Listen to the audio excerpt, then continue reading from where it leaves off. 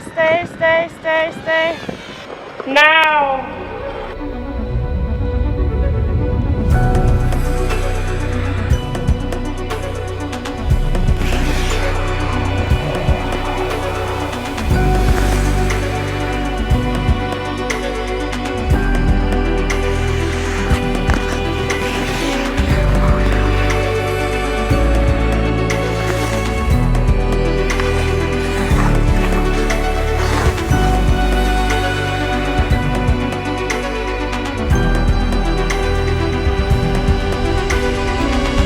The biggest struggle that I'm always facing whenever I'm using a non-cinema camera, and I'm not even talking about every cinema camera out there, is the struggle with ND filters. They either have a strong color cast, X patterns, vignetting, the cumbersome use of having to screw them on and off, and oftentimes they don't have enough or too many stops of ND, and it's just a pain in the butt. So overall, I'm really happy that I found the NISI True Color VND 1:5 stop, which I've also recently reviewed on this channel. But although I really deemed this to be the best variable ND filter that I have ever used so far, I couldn't really use it because it was only a 1:5 stop ND, and there was no 6:9 up until now, because they just recently came out with an extension unit to turn the 1:5 into a 6:9. So in this review, I will be talking about this extension and if it's still the best VND that I have used so far, if we do see any color shifts, X patterns, vignetting, and so on and so forth. My name is Damien Cooper and welcome to Monkey Pixels.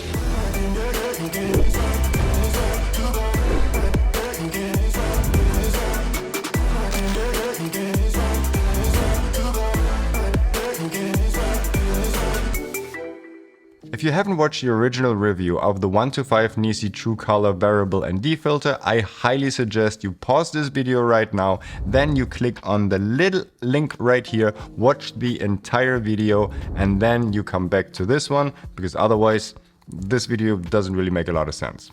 You go ahead, I wait.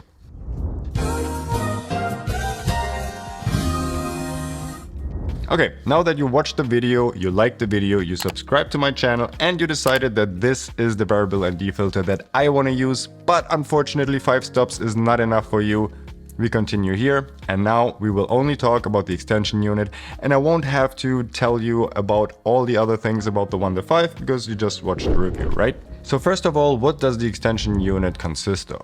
It does ship in this really nice gray and yellow finished pouch, and this is a nice little bonus because usually all the other pouches are just black, and whenever I open up my camera bag I can't distinguish one thing from another, and this one stands out, so I immediately know where my filters are.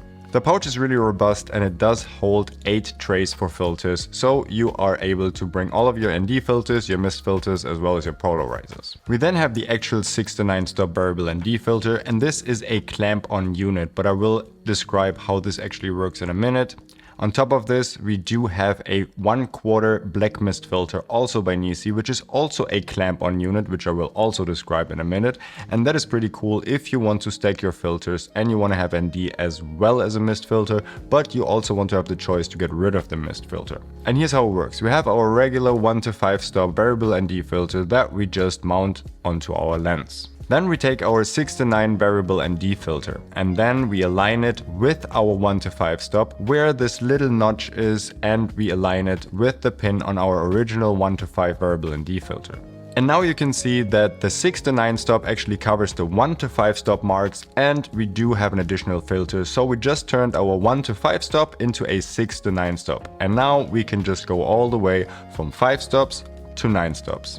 If the weather changes or we go from outside to inside and we quickly want to change from 6:9 stops to 1:5 stops, we just pull it off and there we go, we have a 1:5 stop again. And this system isn't magnetic, it isn't a screw-on, it's just a clamp-on little filter that you just put on top of the original filter, and that's it.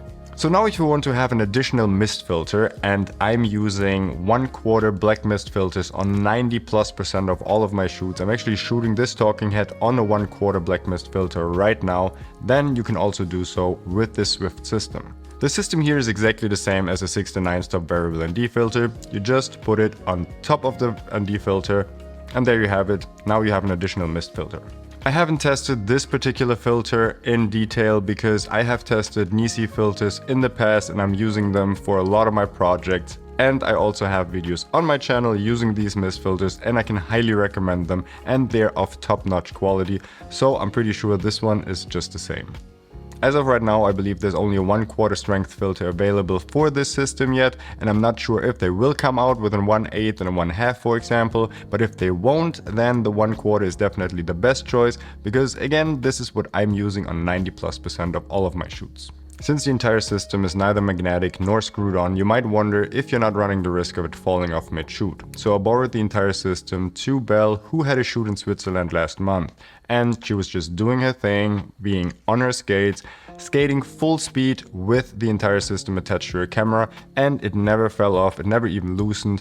So even with both additional filters attached, the mist filter as well as the variable ND filter, skating at full speeds, doing quick camera movements, it never fell off, so you don't have to worry about that at all. But now to the most important part about this review, and this is the image quality. Does the additional 6 to 9 stop variable ND filter change the color cast? Does it add vignetting or cross polarization? Because that would be a big pity, because as I've already mentioned, the 1 to 5 has been the most neutral, colored, as well as the best quality variable ND filter that I have used in the past.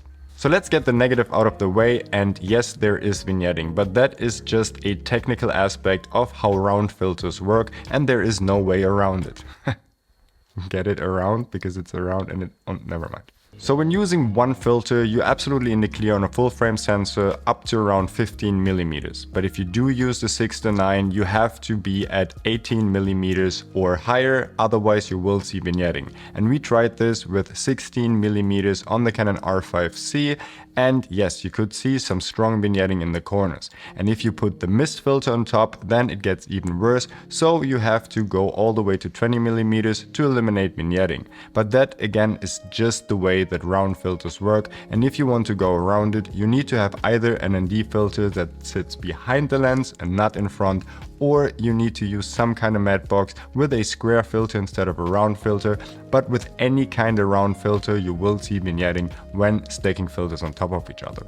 So keep that in mind: 15mm with one filter, 18mm with two filters, and 20mm with three filters. And now back to the positive. Even with the additional 6 to 9 variable ND filter, there is no additional color casts going on with the ND filter system, just like on the 1 to 5 that I've already reviewed. And that is incredible, because now we have the option to go from 1 stop all the way to 9 stop without having to worry about color cast, and we can quickly switch the systems and even screw it off and don't use a filter at all, and we don't have to worry about matching the non-ND filter shots with the ND filter shots, either from 1 stop all the way to 9.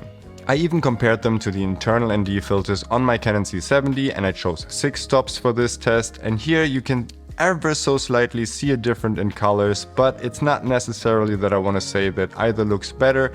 The ND filter turns it a little towards the magenta shift, but again, ever so slightly. The only difference we can notice is that there is a little bit of cross polarization going on. If you look at the bottom left corner, there's a window.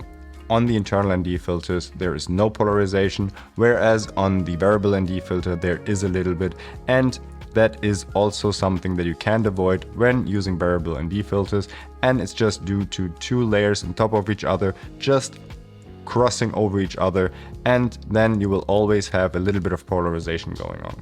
Another great example of how good the ND filters actually are when it comes to maintaining the actual colors of the image is when we take some of Belle's shots from Switzerland.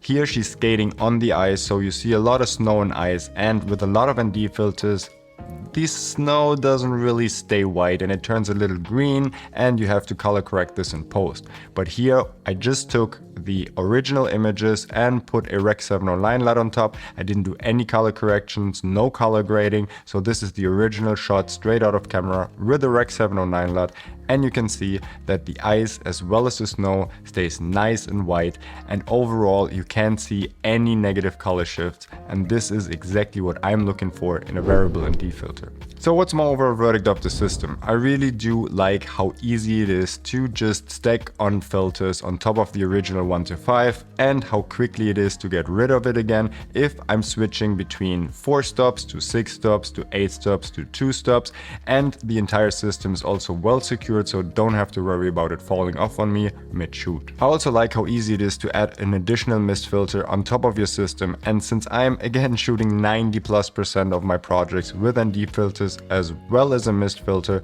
this is a really cool system. I'm obviously not a fan of the vignetting when using all 3 filters at the same time, but again, this is not something that we can avoid, so we need to shoot at 20mm or longer, or when we want to shoot below 20mm, we need to crop the image in post to avoid the vignetting. So there you have it. This was my quick overview and review of the new additional 6 to 9 variable ND filter as well as the mist filter system from NISI, and overall, I can highly recommend it. If you have to use a round filter for your camera setup, then this is definitely the way to go, and this is the one that I will recommend and use from now on out.